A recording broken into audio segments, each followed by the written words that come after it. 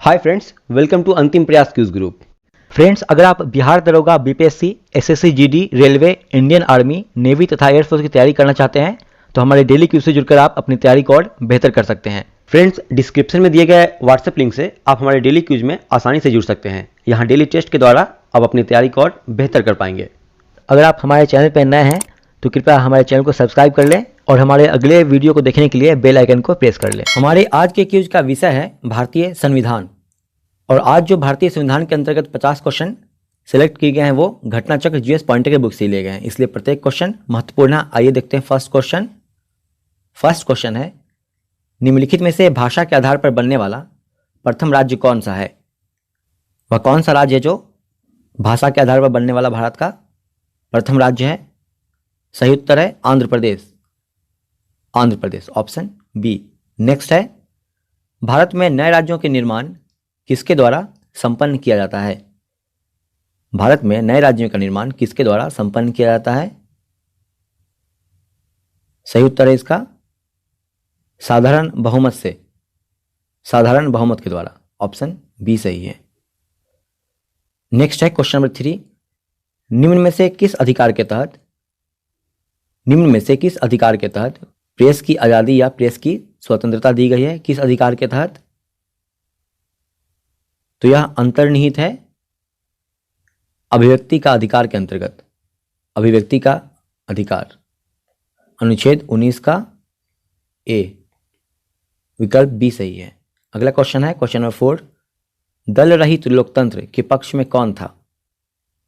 दल रहित लोकतंत्र के पक्ष में निम्नलिखित में से कौन थे?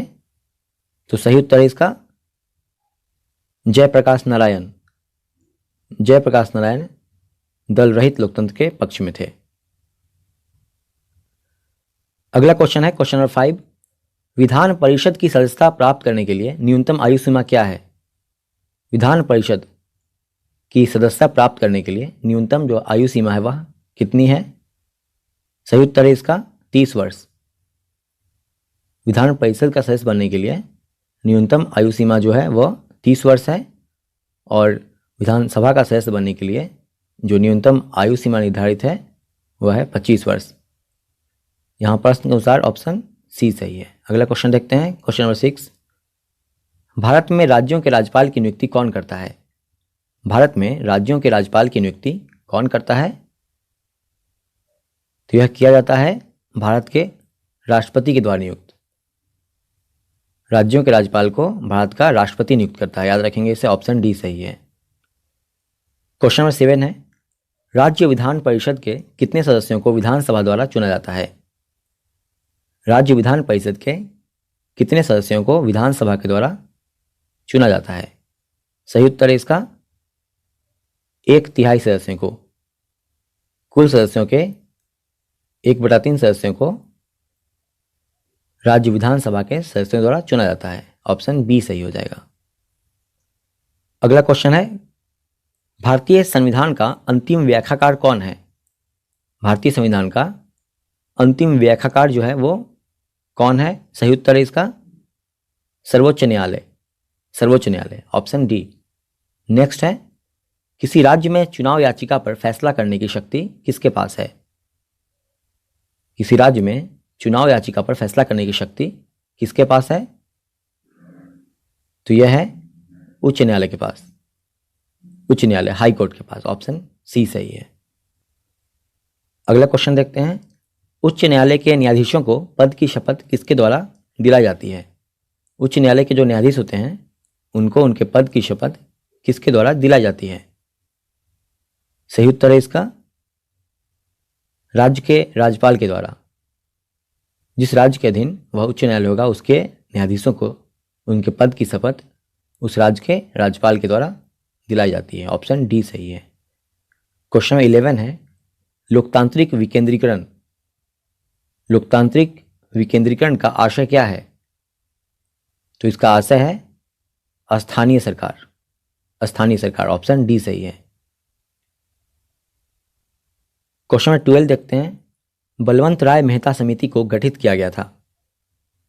बलवंत राय मेहता समिति को गठित करने का क्या कारण था?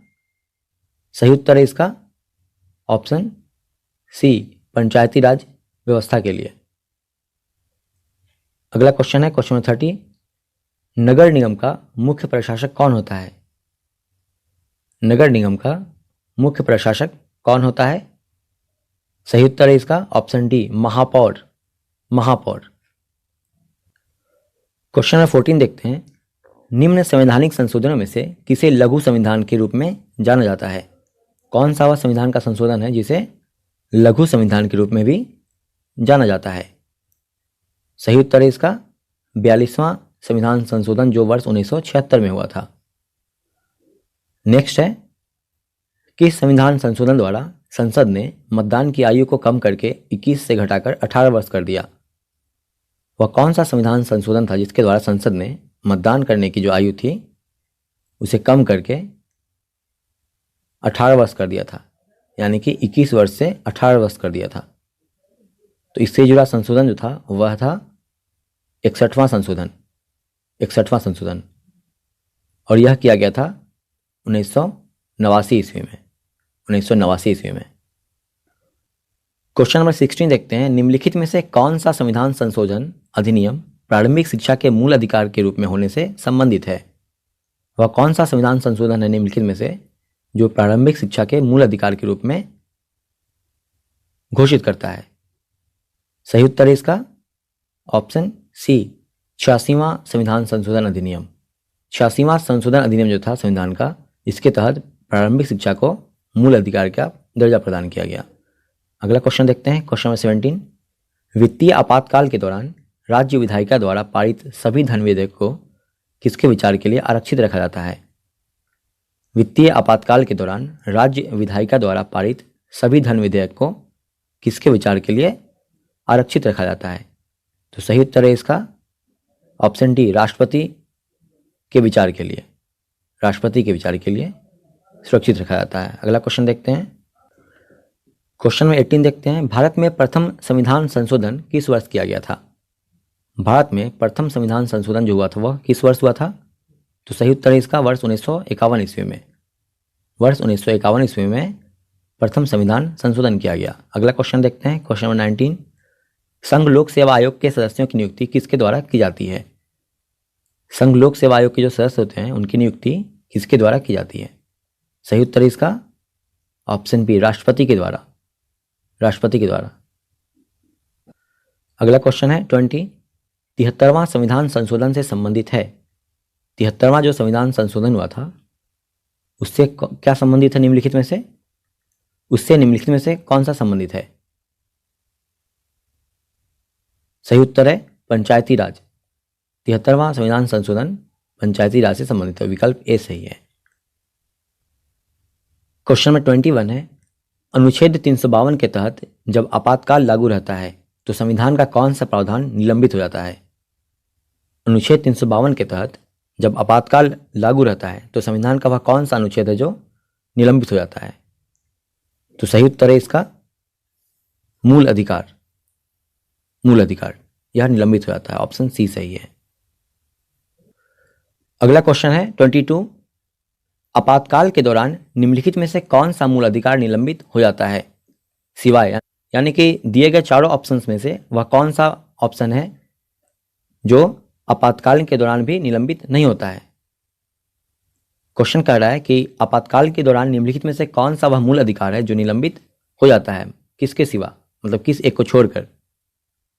तो वह विकल्प है विकल्प सी व्यक्तिगत स्वतंत्रता के अधिकार को छोड़कर। बाकी तीनों संघ बनाने की स्वतंत्रता, भाषण और अभिव्यक्ति की स्वतंत्रता, बिना हथियार के सभा करने की स्वतंत्रता, ये तीनों निलंबित हो जाते हैं सिवाय व्यक्तिगत स्वतंत्रता के। इसलिए क्वेश्चन के अनुसार ऑप्शन सी सही हो जाएगा। क्वेश्चन नंबर 23 है, चुनाव आयोग किस अनुच्छेद के अंतर्गत स्थापित किया गया है? चुनाव आयोग किस अनुच्छेद के अंतर्गत स्थापित किया गया है? सही उत्तर है इसका ऑप्शन डी अनुच्छेद 324 के तहत। चुनाव आयोग अनुच्छेद 324 से संबंधित है। नेक्स्ट क्वेश्चन है 24, संयुक्त राष्ट्र संघ की सुरक्षा परिषद में अस्थायी सदस्यों का कार्यकाल कितना होता है? संयुक्त राष्ट्र संघ की सुरक्षा परिषद में अस्थायी सदस्यों का कार्यकाल कितना होता है? सही उत्तर है इसका ऑप्शन बी 2 वर्ष का। सुरक्षा परिषद में 5 अस्थायी सदस्य और 10 अस्थायी सदस्य होते हैं। आगे बढ़ते हैं। क्वेश्चन नंबर 25 है, संविधान के किस अनुच्छेद के तहत राष्ट्रीय आपातकाल की घोषणा की जाती है? संविधान का वह कौन सा अनुच्छेद है जिसके तहत राष्ट्रीय आपातकाल की घोषणा की जा सकती है? तो वह अनुच्छेद है अनुच्छेद 352। क्वेश्चन नंबर 26 देखते हैं, निम्नलिखित में से किस अनुच्छेद के तहत भारतीय संविधान में संशोधन किया जा सकता है? निम्नलिखित में से वह कौन सा अनुच्छेद है संविधान का जिसके तहत संविधान में संशोधन किया जा सकता है? सही उत्तर इसका अनुच्छेद 368। विकल्प ए सही है। नेक्स्ट क्वेश्चन देखते हैं 27, संघ और राज्यों के बीच वित्तीय संसाधनों का वितरण कौन करता है?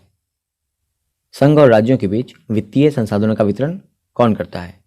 सही विकल्प है इसके लिए विकल्प सी, वित्त आयोग।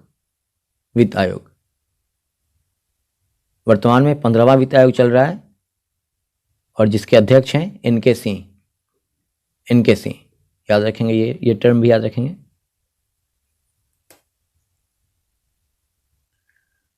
क्वेश्चन नंबर 28 है, राज्यसभा का सभापति कौन होता है? राज्यसभा का सभापति जो होता है वो कौन होता है? सही उत्तर इसका भारत का उपराष्ट्रपति राज्यसभा का सभापति होता है। ऑप्शन सी सही है। अगला क्वेश्चन है 29, निम्नलिखित में से कौन साधारणतः भारत में कानूनों को बनाता है? निम्नलिखित में से वह कौन है जो साधारणतया भारत में कानूनों को निर्माण करता है? सही उत्तर है इसका ऑप्शन सी, राष्ट्रपति और संसद के दोनों सदन के द्वारा भारत में कानून को बनाया जाता है। अगला क्वेश्चन है 30 नंबर, भारतीय संसद की कार्यवाही में अपनाया जाने वाला शून्यकाल संदर्भित है। यानी कि भारतीय संसद की जो कार्यवाही में जो शून्यकाल होता है उसका क्या अर्थ है? सही उत्तर है इसका प्रश्नकाल के तुरंत बाद का समय, इसे शून्यकाल कहते हैं। ऑप्शन सी सही है। अगला क्वेश्चन है 31, संसद सदस्य को उसकी सदस्यता से निलंबित कर दिया जाएगा यदि वह सदन में अनुपस्थित रहते हैं। किसी भी संसद सदस्य को उसकी सदस्यता से निलंबित कर दिया जाएगा यदि वह सदन में अनुपस्थित रहते हैं। कितने समय तक अनुपस्थित रहने पर ऐसा किया जा सकता है? तो सही विकल्प है इसके लिए विकल्प बी, 60 दिन तक। अगला क्वेश्चन है 32, यदि संसद किसी विशिष्ट उद्देश्य के लिए कोई समिति नियुक्त करे तो उसे कहते हैं, क्या कहते हैं उस समिति को जो किसी विशिष्ट उद्देश्य के लिए संसद द्वारा नियुक्त की जाती है? उसे कहते हैं तदर्थ समिति कहते हैं। विकल्प बी सही है। अगला क्वेश्चन है 33, निम्नलिखित में से कौन विधायी सत्र के सत्रावसान के लिए एक अधिसूचना जारी करता है? निम्नलिखित में से वह कौन है जो विधायी सत्र के सत्रावसान के लिए एक अधिसूचना जारी करता है? सही उत्तर इसका राष्ट्रपति। ऑप्शन सी सही है। अगला क्वेश्चन 34, भारतीय संविधान के किस अनुच्छेद में मुख्यमंत्री के कर्तव्य को परिभाषित किया गया है? भारतीय संविधान का वह कौन सा अनुच्छेद है जिसमें मुख्यमंत्री के कर्तव्य को परिभाषित किया गया है? तो वह अनुच्छेद है अनुच्छेद 167। Option C. क्वेश्चन नंबर 35 देखते हैं, निम्नलिखित में से कौन सा अनुच्छेद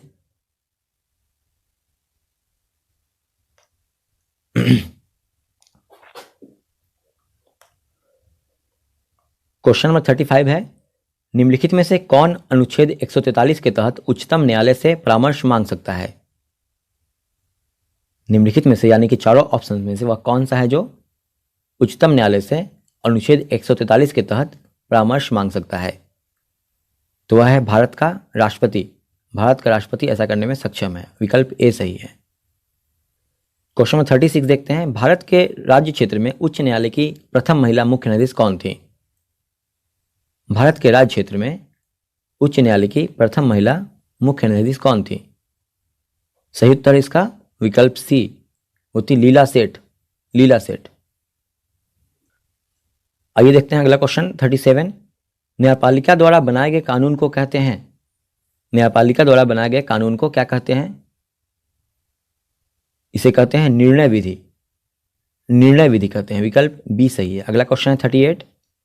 इनमें से किस संविधान संशोधन के द्वारा उच्च न्यायालय के न्यायाधीशों की सेवानिवृत्ति की आयु 60 वर्ष से बढ़ाकर 62 वर्ष कर दी गई है?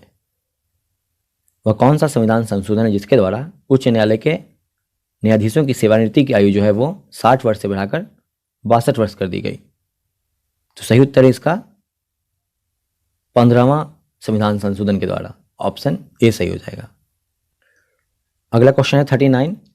लोकसभा के प्रथम उपाध्यक्ष कौन थे? लोकसभा के प्रथम जो उपाध्यक्ष थे वो कौन थे? वे थे अनंत शयनम अयंगर, अनंत शयनम अयंगर। विकल्प डी सही है। अगला क्वेश्चन है 40 नंबर। भारत में लोकसभा का अध्यक्ष, भारत में जो लोकसभा का अध्यक्ष होता है कौन सा विकल्प सही होगा इसके लिए? तो सही विकल्प इसका निर्वाचित किया जाता है, निर्वाचित किया जाता है। ऑप्शन सी सही है। क्वेश्चन 41 देखते हैं। भारतीय संविधान का अनुच्छेद 76 संबंधित है, भारतीय संविधान का जो अनुच्छेद 76 है वो किससे संबंधित है?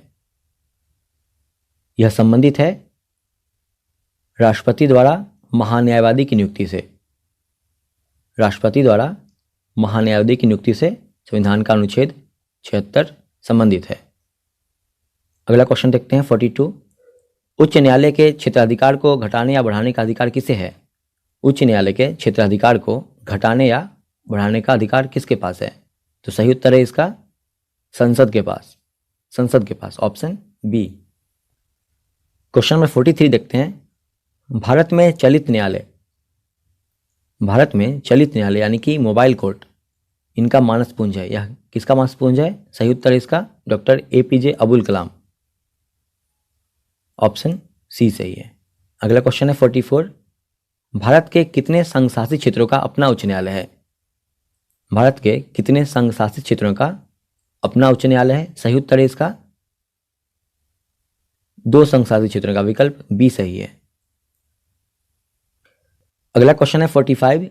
एक उच्च न्यायालय के न्यायाधीश अपना त्यागपत्र संबोधित करता है, एक उच्च न्यायालय का जो न्यायाधीश होता है वह अपना त्यागपत्र किसे संबोधित करता है? सही उत्तर है इसका भारत के राष्ट्रपति को। ऑप्शन ए सही है। अगला क्वेश्चन देखते हैं 46। कौन सा अनुच्छेद सर्वोच्च न्यायालय को अभिलेख न्यायालय, अभिलेख न्यायालय का स्थान प्रदान करता है? संविधान से जुड़ा हुआ कौन सा अनुच्छेद है जो सर्वोच्च न्यायालय को अभिलेख न्यायालय का स्थान प्रदान करता है? सही उत्तर है इसका अनुच्छेद 129, अनुच्छेद 129। Option C. अगला क्वेश्चन है 47। भारत का नियंत्रक एवं महालेखा परीक्षक अपना प्रतिवेदन देता है, भारत का जो नियंत्रक एवं महालेखा परीक्षक होता है वो अपना प्रतिवेदन किसे देता है? सही उत्तर है इसका राष्ट्रपति को, राष्ट्रपति को समर्पित करता है। भारत का नियंत्रक एवं महालेखा परीक्षक जो होता है वो अपना प्रतिवेदन राष्ट्रपति को सौंपता है। अगला क्वेश्चन है 48 नंबर। लोकसभा में विपक्ष के किसी दल के नेता के रूप में मान्यता किसके द्वारा दी जाती है? लोकसभा में विपक्ष के किसी दल के नेता के रूप में मान्यता किसके द्वारा दी जाती है? तो यह मान्यता दी जाती है लोकसभा के अध्यक्ष के द्वारा, लोकसभा के अध्यक्ष के द्वारा। विकल्प डी सही है। क्वेश्चन नंबर 49 है। भारत में शून्यकाल कब शुरू किया गया था? भारत में शून्यकाल कब शुरू किया गया? सही उत्तर है इसका वर्ष 1962 ईस्वी में। भारत में शून्यकाल वर्ष 1962 ईस्वी में शुरू किया गया। ऑप्शन ए सही है। अगला क्वेश्चन देखते हैं 50 नंबर। भारत में लोकपाल एवं लोकायुक्त की स्थापना का सुझाव दिया था, किसने दिया था? भारत में लोकपाल एवं लोकायुक्त की स्थापना का सुझाव किसने दिया था? सही उत्तर है इसका प्रशासनिक सुधार आयोग ने। ऑप्शन बी सही है। क्वेश्चन में 51 है। भारत के योजना आयोग का प्रथम अध्यक्ष कौन था? भारत के योजना आयोग का प्रथम अध्यक्ष कौन था? सही उत्तर है इसका ऑप्शन बी पंडित जवाहरलाल नेहरू। अगला क्वेश्चन है 52। राज्य लोक सेवा आयोग के सदस्यों की नियुक्ति किसके द्वारा की जाती है? राज्य लोक सेवा आयोग के सदस्यों की नियुक्ति किसके द्वारा की जाती है? सही उत्तर है राज्यपाल के द्वारा। राज्यपाल के द्वारा राज्य लोक सेवा आयोग के सदस्यों की नियुक्ति की जाती है, ऑप्शन बी। नेक्स्ट है 53, संविधान के किस अनुच्छेद के अंतर्गत लोक सेवा आयोग के सदस्य को हटाया जा सकता है? संविधान का वह कौन सा अनुच्छेद है जिसके तहत लोक सेवा आयोग के सदस्यों को हटाया जा सकता है? तो वह अनुच्छेद है अनुच्छेद 317, अनुच्छेद 317, ऑप्शन सी। नेक्स्ट क्वेश्चन है 54 नंबर, भारतीय संविधान के किस अनुच्छेद में विभिन्न राज्यों से संबंधित विशिष्ट प्रावधान का उल्लेख है? भारतीय संविधान के किस अनुच्छेद में विभिन्न राज्यों से संबंधित विशिष्ट प्रावधान का उल्लेख है? तो वह संविधान का अनुच्छेद है अनुच्छेद 371, अनुच्छेद 371, ऑप्शन सी। अगला क्वेश्चन है 55, भारत के मुख्य निर्वाचन आयुक्त की पदावधि कितनी है? भारत के जो मुख्य निर्वाचन आयुक्त होते हैं उनके पद की अवधि क्या है? सही उत्तर है इसका ऑप्शन सी, 6 वर्ष या 65 वर्ष तक की आयु, जो भी पहले हो। क्वेश्चन है 56 है, उस समिति का नाम क्या है जिसने राजनीतिज्ञों व अपराधियों के गठबंधन की जांच की व रिपोर्ट दी थी? वह कौन सी समिति थी जिसने राजनीतिज्ञों और अपराधियों के गठबंधन की जांच की थी व रिपोर्ट प्रस्तुत की थी? तो सही उत्तर है इसका ऑप्शन बी, बोहरा समिति, बोहरा समिति। क्वेश्चन 57 देखते हैं, भारतीय संविधान में 9वीं अनुसूची परिवर्तित हुई थी किस संशोधन के द्वारा? भारतीय संविधान में 9वीं अनुसूची अस्तित्व में आई थी। तो वह संविधान संशोधन था प्रथम संशोधन, प्रथम संशोधन के द्वारा, ऑप्शन ए सही है। क्वेश्चन 58 देखते हैं, भारतीय संविधान का 79वां संशोधन संबंधित है किससे? भारतीय संविधान का 79वां संशोधन किससे संबंधित है? तो सही उत्तर है इसका, यह संबंधित है लोकसभा और विधानसभा में अनुसूचित जातियों तथा अनुसूचित जनजातियों के आरक्षण से, ऑप्शन डी सही है। क्वेश्चन 59 है, निम्न विधेयकों में से किस एक का भारतीय संसद के दोनों सदनों द्वारा अलग अलग विशेष बहुमत से पारित होना आवश्यक है?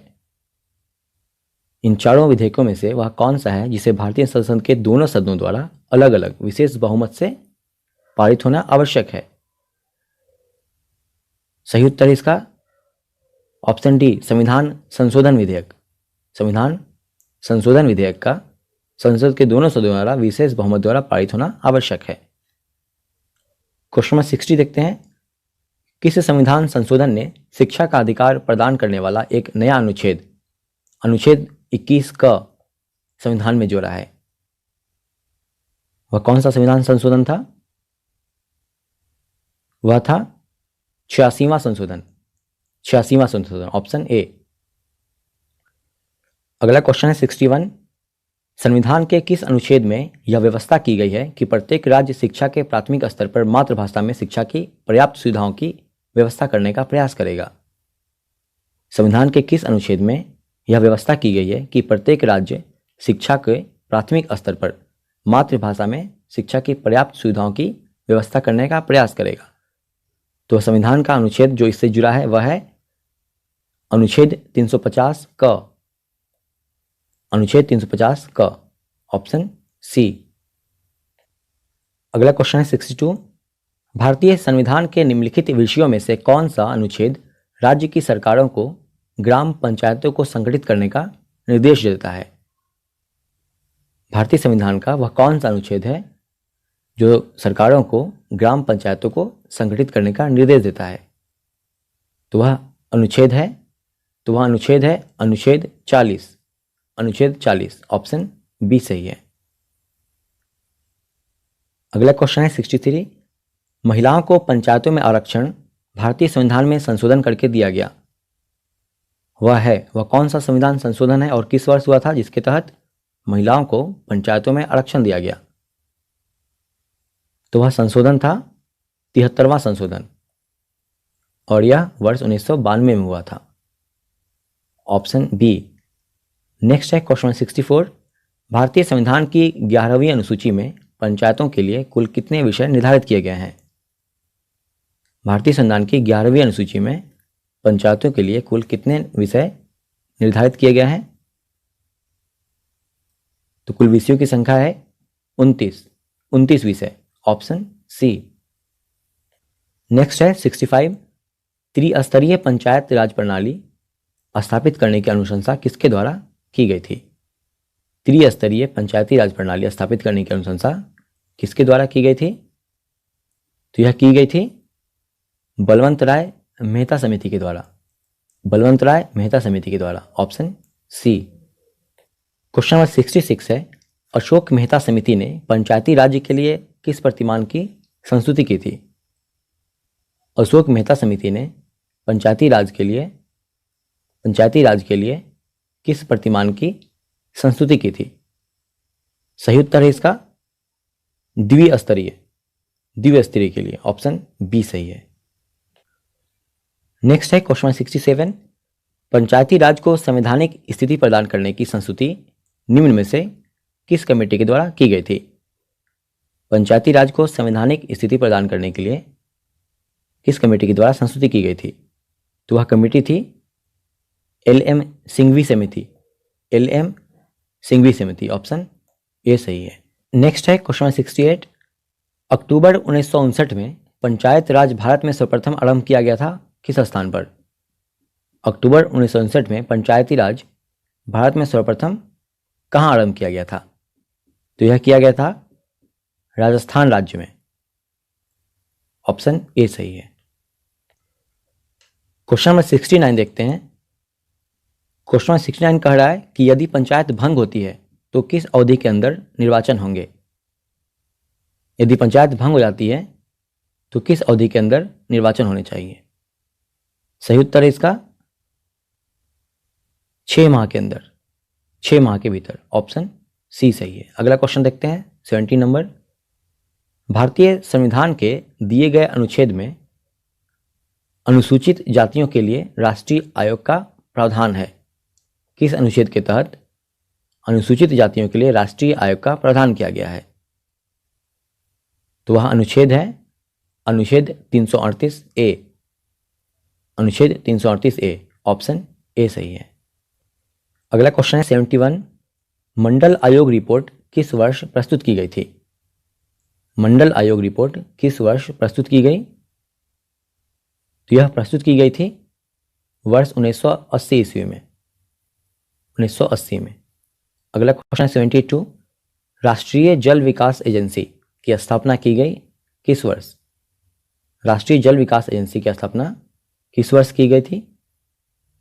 तो इसकी स्थापना की गई थी वर्ष 1982 ईस्वी में, 1982 ईस्वी में, ऑप्शन ए।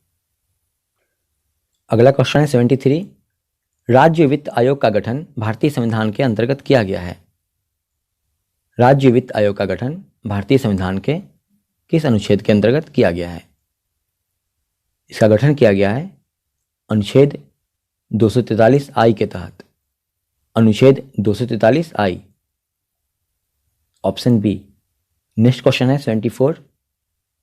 1937 में प्रांतों में मंत्रिमंडल के निर्माण के उपरांत कांग्रेस का शासन कितने महीने तक चला था? 1937 में प्रांतों में मंत्रिमंडल के निर्माण के बाद कांग्रेस का शासन कितने महीने तक चला था? सही उत्तर है ऑप्शन ए 28 महीने तक, 28 महीने तक। अगला क्वेश्चन है 75। अगला क्वेश्चन है 75।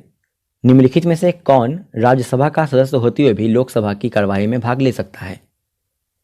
निम्नलिखित में से वह कौन है जो राज्यसभा का सदस्य होते हुए भी लोकसभा की कार्यवाही में भाग ले सकता है? तो वह है मंत्री जो राज्यसभा का सदस्य हो। वैसे मंत्री जो राज्यसभा का सदस्य है वो लोकसभा की कार्यवाही में भी भाग ले सकता है। नेक्स्ट क्वेश्चन है 76। डेमोक्रेसी शब्द किस भाषा से उत्पन्न हुआ है? डेमोक्रेसी शब्द यह किस भाषा से उत्पन्न हुआ है? तो यह जिस भाषा से उत्पन्न हुआ है वह है ग्रीक भाषा, ग्रीक, विकल्प डी, क्वेश्चन नंबर 77 देखते हैं। इसमें दिया है कि सूची 1 को सूची 2 से सुमेल करना है और उसके बाद नीचे गए कूट में से सही उत्तर का चुनाव करना है। तो देखते हैं सूची 1 में क्या है और सूची 2 में क्या है। अनुच्छेद 54, अनुच्छेद 54 का संबंध है राष्ट्रपति की नियुक्ति से और अनुच्छेद 75 का संबंध है प्रधानमंत्री की नियुक्ति से। अनुच्छेद 155 राज्यपाल की नियुक्ति से और अनुच्छेद 164 यह मुख्यमंत्री की नियुक्ति से संबंधित है। इसलिए इसके अनुसार जो कूट में है वह हो जाएगा विकल्प बी, विकल्प बी सही हो जाएगा। आगे देखते हैं। अगला क्वेश्चन है 78, निम्नलिखित में से कौन भारत के उपराष्ट्रपति का निर्वाचन करता है? भारत के उपराष्ट्रपति का निर्वाचन कौन करता है? और इसमें नीचे दिए गए कूट से सही उत्तर को चुनना है। तो इसका सही उत्तर है कि उपराष्ट्रपति का निर्वाचन करता है लोकसभा के सदस्य और राज्यसभा के सदस्य। इसलिए कूट ए सही हो जाएगा, ऑप्शन ए सही है। अगला क्वेश्चन है 79 नंबर, स्पीकर के पद के विषय में निम्नलिखित कथनों में से कौन सा सही है? स्पीकर यानी कि अध्यक्ष के पद के विषय में, लोकसभा के अध्यक्ष के पद के विषय में निम्नलिखित में से कौन सा सही है? जो सही ऑप्शन है वह है ऑप्शन डी। यदि लोकसभा का अध्यक्ष जो है वो त्यागपत्र देना चाहे तो उसे अपना त्यागपत्र उपाध्यक्ष को संबोधित करना होगा। क्वेश्चन नंबर 80 है, निम्नलिखित कथनों में से कौन सा एक धन विधेयक के बारे में सही नहीं है? वह कौन सा कथन है जो धन विधेयक के बारे में सही नहीं है? तो वह कथन जो सही नहीं है वह है कि धन विधेयक संसद के दोनों सदनों में से किसी भी सदन में प्रस्तावित किया जा सकता है। ऐसा नहीं है, धन विधेयक को केवल लोकसभा में ही प्रस्तावित कर सकते हैं। इसलिए प्रश्न के अनुसार ऑप्शन ए को सिलेक्ट करेंगे।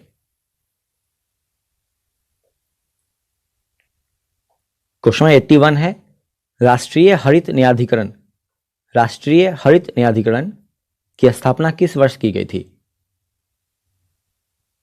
तो वह वर्ष था 2010 का। वर्ष 2010 में राष्ट्रीय हरित न्यायाधिकरण की स्थापना की गई थी। अगला क्वेश्चन है 82, निम्नलिखित में से किस एक को नागरिकों के मौलिक अधिकारों का संरक्षक तथा भारत के संविधान का अभिभावक माना जाता है? निम्नलिखित में से किसे नागरिकों के मौलिक अधिकारों का संरक्षक तथा भारत के संविधान का अभिभावक माना जाता है? सही उत्तर है इसका उच्चतम न्यायालय को, उच्चतम न्यायालय सुप्रीम कोर्ट को माना जाता है, ऑप्शन सी। नेक्स्ट है 83, भारत में त्रिस्तरीय पंचायती राज की व्यवस्था की सिफारिश किसने की थी? भारत में त्रिस्तरीय पंचायती राज व्यवस्था की सिफारिश किसने की थी? सही उत्तर है इसका ऑप्शन बी, बलवंत राय मेहता समिति के द्वारा। अगला क्वेश्चन है 84, समान नागरिक संहिता किस राज्य में लागू है? समान नागरिक संहिता यह किस राज्य में लागू है? तो यह लागू है गोवा राज्य में, गोवा में, ऑप्शन सी। और समान नागरिक संहिता से जो संविधान का अनुच्छेद संबंधित है वह है अनुच्छेद 44। क्वेश्चन 85 है, भारतीय संविधान में निम्नलिखित नीति निर्देशक तत्वों की प्रेरणा हमें किस संविधान से प्राप्त हुई है? भारतीय संविधान में सम्मिलित नीति निर्देशक तत्वों की प्रेरणा हमें किस संविधान से प्राप्त हुई है? तो यह प्राप्त हुई है आयरलैंड के संविधान से। भारतीय संविधान में जो नीति निर्देशक तत्व हैं, भारतीय संविधान में जो नीति निर्देशक तत्व हैं, इसकी प्रेरणा हमें आयरलैंड के संविधान से भी है। नेक्स्ट है 86 नंबर क्वेश्चन, यदि भारतीय संघ में एक नए राज्य का सृजन किया जाना है, यदि भारतीय संघ में एक नए राज्य का सृजन किया जाना है तो संविधान की किस अनुसूची का संशोधन करना आवश्यक होगा? सही ऑप्शन है इसका ऑप्शन डी, प्रथम अनुसूची का, प्रथम अनुसूची। अगला क्वेश्चन है 87, निम्न में से कौन सा युग्म सुमेलित नहीं है? निम्न में से वह कौन सा युग्म है जो सुमेलित नहीं है? देखते हैं। फर्स्ट ऑप्शन है अनुच्छेद 14 विधि के समक्ष समता, यह सही है। अनुच्छेद 16 अवसर की समानता, यह भी सही है। और ऑप्शन सी है अनुच्छेद 17 उपाधियों का अंत, तो यह ऑप्शन गलत है। अगला ऑप्शन भी देख लेते हैं, अनुच्छेद 18 सैन्य उपाधियों की अनुमति। तो इसमें से हमें जो चुनना है वह है जो सुमेलित नहीं है, इसलिए क्वेश्चन के अनुसार ऑप्शन सी सही हो जाएगा। अनुच्छेद 17 का संबंध उपाधियों के अंत से नहीं है, इसका संबंध है अस्पृश्यता के अंत से, छुआछूत के उन्मूलन से संबंधित है संविधान का अनुच्छेद 17, इसलिए ऑप्शन सी को सिलेक्ट करेंगे। अगला क्वेश्चन है 88 नंबर, अध्यक्षात्मक शासन का उदय सर्वप्रथम किस देश में हुआ था? अध्यक्षात्मक शासन का उदय सर्वप्रथम किस देश में हुआ? वह देश है संयुक्त राज्य अमेरिका, संयुक्त राज्य अमेरिका, ऑप्शन सी। क्वेश्चन नंबर 89 देखते हैं। संविधान का प्रथम संशोधन जो वर्ष 1951 में पारित हुआ था, निम्न में से किससे संबंधित था? संविधान का जो प्रथम संशोधन था जो वर्ष 1951 में पारित हुआ था, किससे संबंधित था? तो यह संबंधित था कुछ राज्यों में किए गए कृषि व कृषि भूमि संबंधी सुधारों के संरक्षण से, ऑप्शन सी सही है। अगला क्वेश्चन है 90 नंबर, भारत में नागरिकों के मौलिक अधिकारों में संशोधन कौन कर सकता है? भारत में नागरिकों को जो मौलिक अधिकार प्रदान किए गए हैं उसमें संशोधन कौन कर सकता है? तो इसमें संशोधन किया जा सकता है संसद के द्वारा, ऑप्शन सी। क्वेश्चन नंबर 91 देखते हैं। भारत के संविधान में हमारे राष्ट्र का उल्लेख किन नामों से किया गया है? हमारा जो संविधान है इसमें हमारे राष्ट्र का उल्लेख जो है वो किन नामों से किया गया है? सही उत्तर है इसका भारत तथा इंडिया के नाम से, भारत तथा इंडिया के नाम से हमारे राष्ट्र का उल्लेख है भारत के हमारे संविधान में, ऑप्शन ए। क्वेश्चन 92 है, निम्नलिखित में से कौन भारत को धर्मनिरपेक्ष राज्य के रूप में वर्णित करता है? तो वह है संविधान की प्रस्तावना। संविधान की प्रस्तावना भारत को धर्मनिरपेक्ष राज्य के रूप में वर्णित करता है। और संविधान की प्रस्तावना में धर्मनिरपेक्ष जो शब्द है वो जोड़ा गया था वर्ष 1976 ईस्वी में 42वें संविधान संशोधन के द्वारा।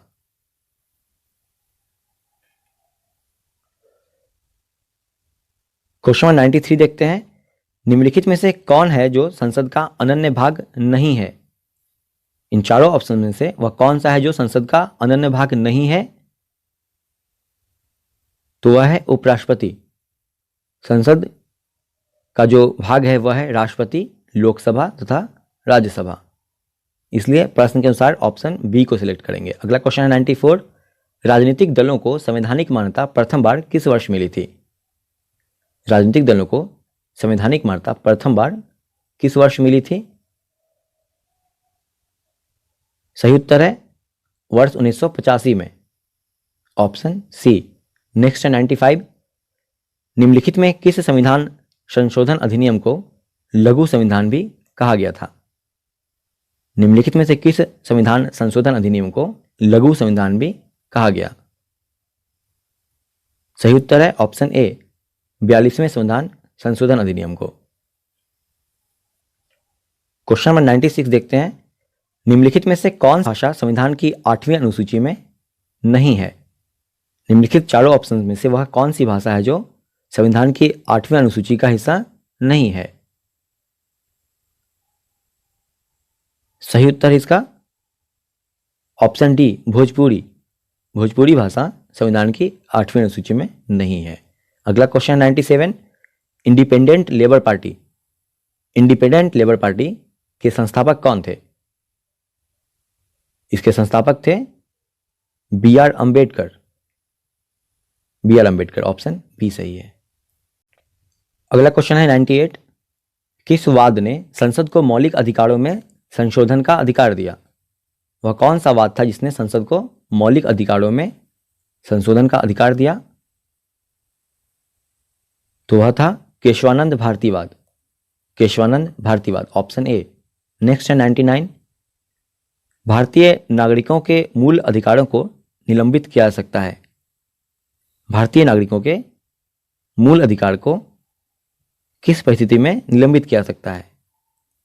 सही विकल्प हो जाएगा इसके लिए विकल्प ए, राष्ट्रीय आपातकाल के दौरान।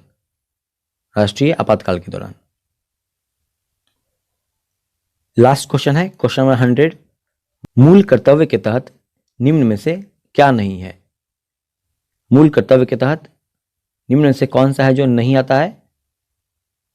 तो वह है भाषण एवं अभिव्यक्ति की स्वतंत्रता, ऑप्शन डी। यह मूल कर्तव्य का हिस्सा नहीं है, यह है मौलिक अधिकार का हिस्सा, मूल अधिकार का हिस्सा है। आज के टेस्ट के 100 महत्वपूर्ण प्रश्न यहां समाप्त हुए। आइए अब आज का रिजल्ट देख लेते हैं। हमारे आज के क्विज का विषय था भारतीय संविधान, और आज के टेस्ट के लिए जो भी 100 क्वेश्चन सिलेक्ट किए गए थे वो घटनाचक्र जीएस पॉइंटर की बुक से लिए गए थे, और कुल मार्क्स 50 थे आज के टेस्ट के लिए, और जिसमें अरुण कुमार और अभय चौधरी ने कुल 100 प्रश्न अटेम्प्ट किए, जिनमें उनके 97 प्रश्न सही हुए हैं। प्रियंका कुमारी और नेहा कुमारी ने कुल 100 प्रश्न अटेम्प्ट किए, जिनमें उनके 96 प्रश्न सही हुए हैं। मदन कुमार, मोहम्मद दाऊद और रोहित कुमार ने कुल 100 प्रश्न अटेम्प्ट किए, जिनमें उनके 92 प्रश्न सही हुए हैं। और भी हमारे ग्रुप से जो भी फ्रेंड्स हैं वे काफ़ी मेहनत कर रहे हैं और उनके मार्क्स भी लगातार इंप्रूव हो रहे हैं।